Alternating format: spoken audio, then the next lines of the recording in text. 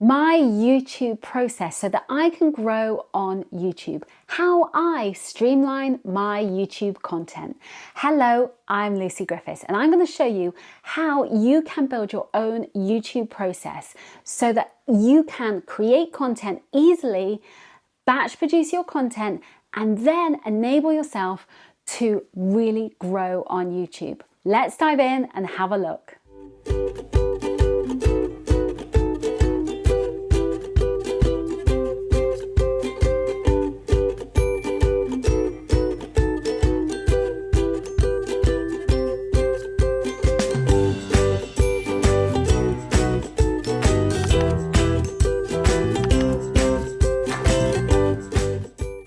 So one of the most important things when it comes to creating content on YouTube is planning, because you really need to understand SEO. So the first thing you want to do is make sure that you have a good plan for your content. And I've got a planning video just above me. You want to make sure that you have this brainwave of ideas. You want to make sure that you have a good brainstorm. So be creative, allow yourself to go for a walk, write ideas down. It might be that you are constantly coming up with ideas. I always try to jot them down on my phone, in my notes, and I just put those down, those ideas.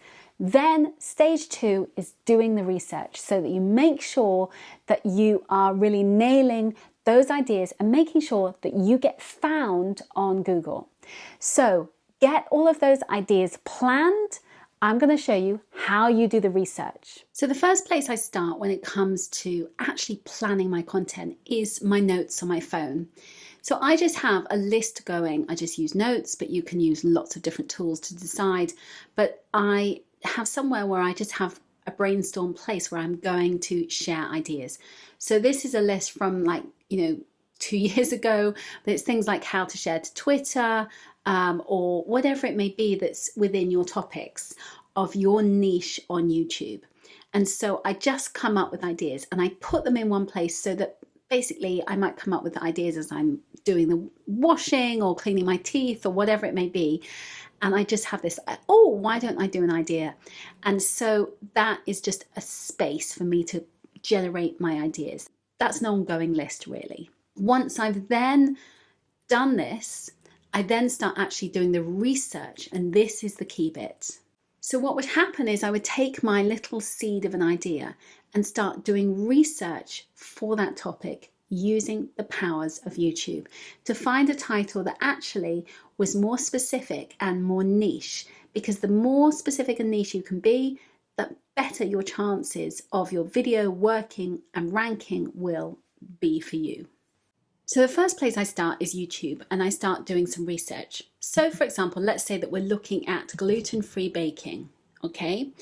And so if I just were to type in gluten-free baking, that would immediately bring up a massive pool of people. So let's just have a look. So, getting started on a gluten-free diet, for example. So this is, that has actually not as many views as I might have imagined. The search category, the highest views for this is 3,631,000. That is a fairly big topic. So if we could break that down further, so we could say gluten-free pizza dough, and suddenly we have a smaller pool of people. Okay, because it's more specific, that content. So if we go down, this one still has a lot of views. It looks a really tasty, good pizza, but you've suddenly become more specific. And that's what you want to do. The more specific you can be, the better. So you can start then saying, okay, I'm going to do a title, gluten-free pizza dough. You can then start looking at the titles of the videos and working out from an SEO perspective which one is best. So whether that's how to make the best gluten-free pizza dough. So adding in the word "the" makes it suddenly that it's changing the order. So it means that niches down that content. Or science secrets to making and baking the best gluten-free pizza dough, which again is, like a strong adding in something different, or mentioning a different type of flour, 3 ingredients, saying that. So again, it's rather than just saying how to make gluten-free pizza dough, you are adding in extra words, which will then make it much easier for you to rank in a smaller pool of people. Because what you want to be is, by adding in those extra words, making it so that it's more niche. It's not just how to bake gluten-free pizzas, it's gluten-free pizza dough and here's 3 ingredients. Okay, so immediately it makes it that it niches that content down, because rather than being in the gluten-free pizza dough camp, which might have, let's say that gets 2 million searches, if you add in some extra words, suddenly you get a pool of people. It shrinks your pool. So let's say you then suddenly have 500,000 people searching for that category, or 50,000. Now it's much easier if you're a small channel to be number one be a tiny minnow in a small pond.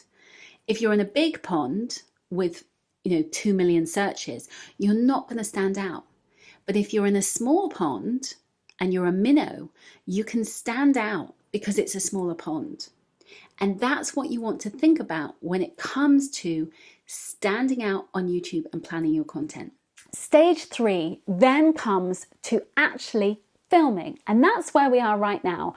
I am batching my content and doing a ton of filming, because when you batch your videos, you are more likely to grow. So at the moment, I have planned a whole heap of content and now I'm recording it in one go. So it means that I get all the setup done, the camera, the lights, and get my hair and makeup done so I look slightly better, and then we press record.